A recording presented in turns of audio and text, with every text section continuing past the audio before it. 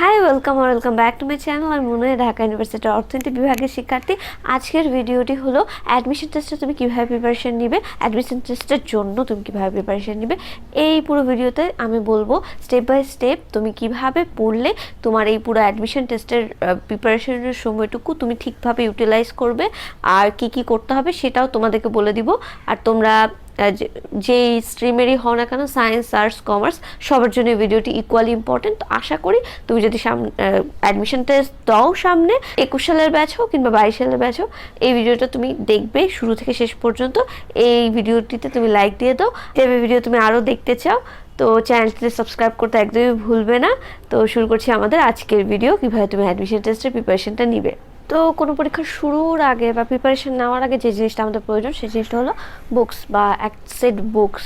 তো তুমি যদি ডিফারেন্ট মাল্টিপল ইউনিটস ইউনিভার্সিটির কিংবা তুমি মেডিকেলের প্রিপারেশনও নিচ্ছ, একই সাথে ভার্সিটির প্রিপারেশন নিচ্ছ, তখন তোমার হয়তো বই যেগুলো লাগবে সেগুলোর মাত্রা একটু বেশি লাগবে তোমার। তো যেই ইউনিট কিংবা যেই ইউনিভার্সিটির প্রিপারেশন নাও না কেন, মেডিকেল, ইঞ্জিনিয়ারিং যেটারই প্রিপারেশন নাও না কেন, বই চুজ করবা। এখন যদি তুমি মোটামুটি বই না কিনে থাকো, চিন্তা করো যে এই বইগুলো আমি পরে কিনবো বা আমি এখন জাস্ট কোচিংয়ে শিট পড়তেছি তাতেই আমার হয়ে যাচ্ছে, এটা তাহলে তো সম্ভব না। তোমাকে কিনতে হবে এক সেট বুকস কিনতে হবে নির্দিষ্ট। তোমরা যদি বি অথবা ডি ইউনিটের হয়ে থাকো, বি অথবা ডি ইউনিটে, তো তোমাদের জন্য অলরেডি বুক লিস্ট একটা দেওয়া আছে হলো রিসেন্টলি। তো এই বুক লিস্টটা তুমি চ্যানেলে পেয়ে যাবে, আই বাটনে পেয়ে যাবে, তো একটু খুঁজলে পেয়ে যাবে। আর যদি তুমি অন্যান্য প্রিপারেশন নাও, ইউনিভার্সিটির বা অন্য টাইপের প্রিপারেশন নাও, সেটার বুক লিস্টও তুমি ইউটিউবে খুঁজলে পেয়ে যাবে, কিংবা সিনিয়র যারা এর আগে তোমার হলো কলেজের সিনিয়র কিংবা তোমার আশেপাশের কাজিন থেকে শুরু করে ভাই বোন যারা আছে তাদের থেকে খুঁজলে তুমি কি কি বই পড়তে হবে, তোমার যে টার্গেট আছে সেই অনুযায়ী সেটা তুমি পেয়ে যাবে। তো বুক লিস্টটা যেটাই যখনই পাও বইগুলো মোটামুটি কিনে ফেলো। কিছু বই নতুন নতুন বের হয়, এখনো বের হয়নি এমন অনেক আছে। তো যদি তোমার মনে হয় খুবই ইম্পর্টেন্ট, তো তুমি প্রিভিয়াস সালেরই বইগুলো কিনে ফেলো, ইম্পর্টেন্ট বই। আর নতুন বই বের হলে তখন যদি তুমি নতুন বইয়ের সাথে মিলিয়ে দেখবে তোমার আশেপাশের অনেকে কিন্তু নতুন বই কিনতেছে, তখন দেখবে যে ওইগুলোর সাথে মিলিয়ে দেখবে ডিফারেন্স আছে নাকি। আর ডিফারেন্স না থাকলে তো ডিফারেন্স মোটামুটি থাকে না। এর মধ্যে আরেকটা জিনিস লাগবে, সেটা হলো কোয়েশ্চেন ব্যাংক। তো question bank, multiple question bank লাগতে পারে যদি তুমি মাল্টিপল প্রিপারেশন নিতে চাও। কিন্তু কোয়েশ্চেন ব্যাংক যেটাই হোক, তোমার কোয়েশ্চেন ব্যাংক কিন্তু কোয়েশ্চেন ব্যাংক কীভাবে পড়তে হবে ইফেক্টিভ স্টাডি মেথডে আমি তোমাদেরকে বলে দিব। তো আমরা পরবর্তী যে ইয়েটাতে আছি, কোচিংয়ে আসি।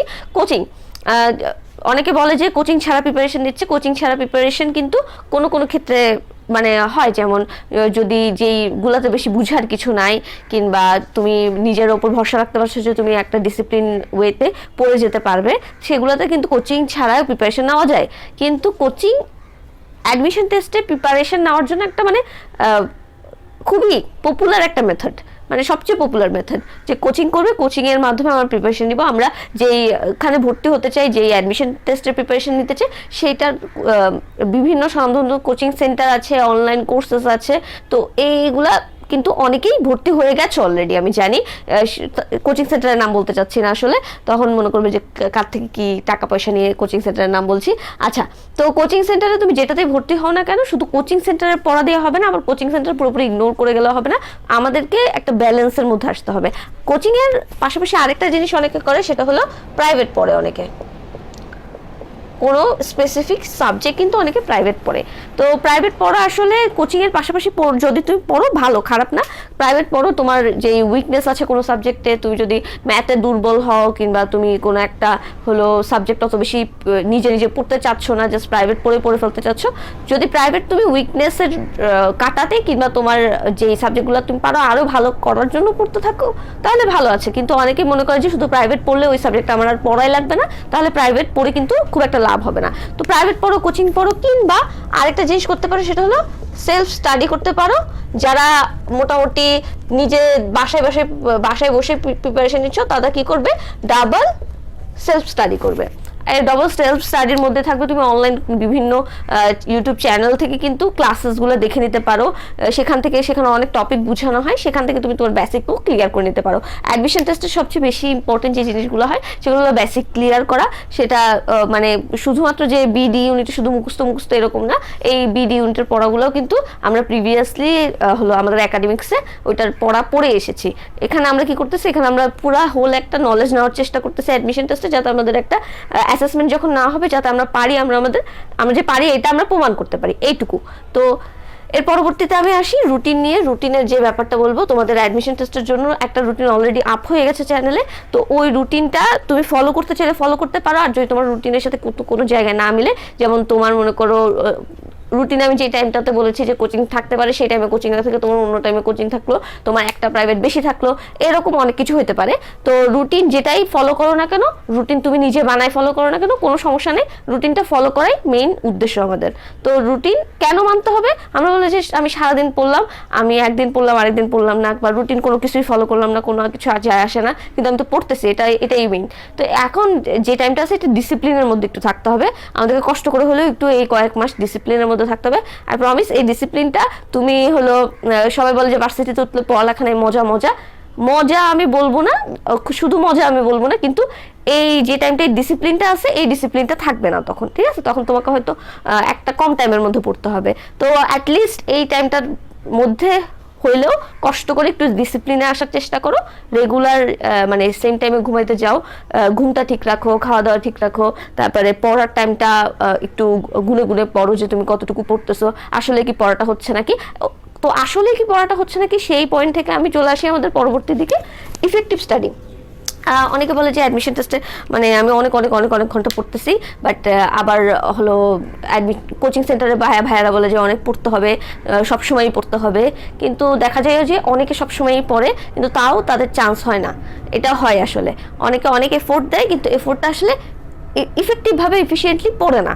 তো আমাদেরকে যে স্টাডি আমরা যে এত পড়বো সেটা যাতে ভালোভাবে হয়, ঠিক মতো হয়, আমাদের কষ্ট একটু বেশি হোক, কিন্তু আমাদের কষ্টটা যাতে একটু ঠিক জায়গায় পড়ে। আমরা অনেকে মনে করে ইফেক্টিভ স্টাডি, স্মার্ট স্টাডি মানে একদম কম পড়ালেখাই করতে হবে না, ইজিলি হয়ে যাবে, কিন্তু না, এটা হলো তুমি কম টাইমের মধ্যে বেশি কষ্ট করে তুমি পড়াটা আদায় করে নিচ্ছ, এইটাই হলো আমাদের কনসেপ্ট। তো ইফেক্টিভ স্টাডির জন্য অলরেডি হলো দুইটা স্মল টপিক নিয়ে কথা বলবো, কিন্তু এই স্মল টপিকগুলোই এসেন্স আমাদের পরীক্ষায় ভালো করার। তো তার মধ্যে প্রথমে রয়েছে অ্যাক্টিভ রিকল, দ্বিতীয়ত রয়েছে স্পেস রেপিটিশন। তো এটা নিয়ে আলাদা ভিডিও আছে, ভিডিওগুলো অনেক কমপ্লিকেটেড রাখতে পারে, তো আমি এখনই এক্সপ্লেন করে দিচ্ছি। তো আমাদের অ্যাক্টিভ রিকল বলতে বোঝাচ্ছে যে তোমাকে জিনিসগুলো যেটা তুমি পড়বা সেটা যাতে তুমি অ্যাক্টিভলি জাস্ট দেখে পড়ে চলে গেলে বা রিডিং পড়ে চলে গেলে এরকম না, সেটা তুমি অ্যাক্টিভলি মনে করার চেষ্টা করো, বা তুমি একটা চ্যাপ্টার পড়লে সেটা থেকে যদি কোয়েশ্চেন আসে সেটা যাতে তুমি পারো সেভাবে পড়া। আর সেটা কিভাবে পারবে সেটা তুমি ওই পরীক্ষাটাই মাল্টিপল টাইমস তুমি যাতে অ্যাটেম্প্ট করো ওই পরীক্ষার সিচুয়েশনের মতো করে, অ্যাক্টিভলি মাথা থেকে জিনিস যেগুলো পড়ছো সেগুলো মাথা থেকে বের করে নিয়ে আসো।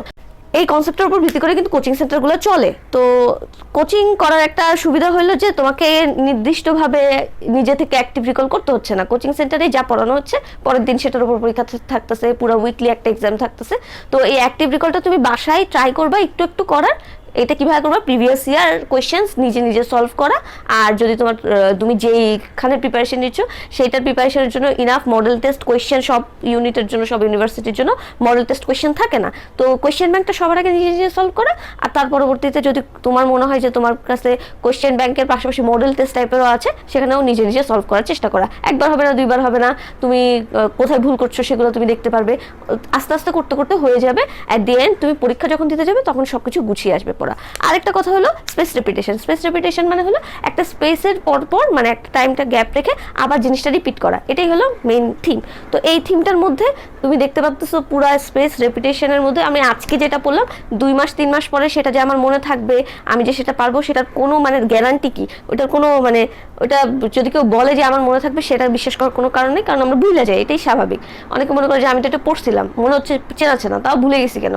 তো এখন লম্বা অনেক পড়া আছে, মাঝখান দিয়ে 1 সপ্তাহ 2 সপ্তাহ পর পর পুরান পড়াগুলো একটা আওড়ায় দেখা, যাতে তোমার অ্যাট দি এন্ড তোমার কিন্তু প্রতিদিন এক্সামে কি তুমি অ্যাডমিশন টেস্টের কোচিং সেন্টারে প্রতিদিন এইস করতেছো সেটাও তো ফ্যাক্ট হবে না, লাস্টে এক্সামে গিয়ে কি রকম করতেছো সেটা ফ্যাক্ট হবে। তাই কোচিং সেন্টার একটা এক্সাম নিয়ে শেষ, ওই টপিকটা তারা কমপ্লিট করে দিচ্ছে তাদের মতো, কিন্তু তোমার তো এরকম করলে হবে না, সেই টপিকটা কোয়েশ্চেন আবার কি অ্যাডমিশন টেস্টও চলে আসতে পারে। তো তোমাকে কি করতে হবে, পুরান পড়া একটু রিভাইজ দিতে হবে, যেটা কোচিং সেন্টার দিলে ভালো, না দিলে তোমাকে নিজে থেকে করতে হবে। যে পরীক্ষাগুলো দিতেছো কোচিং সেন্টারে সেগুলোই তুমি আবার করো না বাসায়, তখন দেখবা যে 1 সপ্তাহ আগের পরীক্ষার যেটা আমি পারছিলাম দেখা যাচ্ছে এখন আমি ভুলে গেছি, এরকম হয়। তখন তুমি আবার যখন দেখে নিবে ওইটা আবার মনে চলে আসবে, এটাই। তো আরেকটা জিনিস হলো এক্সাম বলতে বোঝাচ্ছি ফাইনাল একদম এক্সাম না, এক্সাম বলতে বোঝাচ্ছি রেগুলার যে কোচিং সেন্টারে এক্সাম হয়, উইকলি ডেইলি যে এক্সামই হোক না কেন, এই এক্সামগুলো মিস করো না। অনেকেই আছে আমার দেখা, আমার ব্যাচেরও ছিল, কিংবা আমি যেই ব্যাচ পড়াইছি সেখানেও দেখা যায় যে অনেকে কিন্তু এক্সামগুলোকে মনে করে যে আমার প্রিপারেশন ভালো না, এক্সাম দিব না, কিংবা আমি এক্সাম দিয়ে কি হবে, এক্সাম টাইমে আমি যদি আরও পড়ি তাহলে আমার লাভ হবে।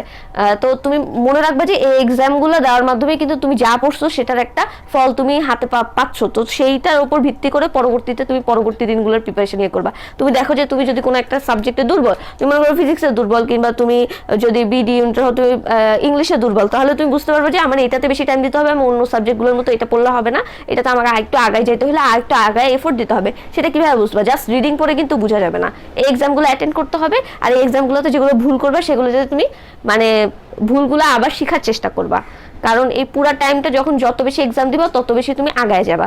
তো আশা করি এই পুরা যে টপিকগুলো আছে এই টপিকগুলোর মাধ্যমে তুমি বুঝেছো যে অ্যাডমিশন টেস্টের প্রিপারেশনটা তুমি কিভাবে নিবা। আর তো যদি তোমাদের অন্য কোনো ভিডিও, তোমাদের রিকোয়েস্টেড ভিডিও থাকে, সেগুলো আমি ট্রাই করব নেক্সট ভিডিও যেগুলো আনবো সেগুলোতে অ্যাড করার। তো কমেন্টে জানাও এই ভিডিওটা কেমন লাগলো, আর এই ভিডিওটা যদি তোমার ভালো লেগে থাকলে, ভিডিওটা শুরুতে যদি তুমি লাইক না দিয়েও থাকো, এতদূর পর্যন্ত যদি এসে থাকো, তাহলে অবশ্যই ভিডিওটাতে লাইক দেবে, আর তোমার ফ্রেন্ডদের সাথে এই ভিডিওটা শেয়ার করতে পারো। আর তুমি যদি অ্যাডমিশন টেস্ট না দাও, অন্য তোমার ছোট কিংবা বড় কেউ দেয়, তাদেরকে এই ভিডিওটা সাজেস্ট করতে পারবে শেয়ার করার মাধ্যমে। তো তোমাদের সাথে আবার দেখা হবে, সে পর্যন্ত সবাই ভালো থেকো আর সবাই সেফ থেকো। আমার গলার অবস্থা অত ভালো না, তো আশা করি তোমরা একটু সেফ থাকো, আমিও ট্রাই করবো। Bye bye.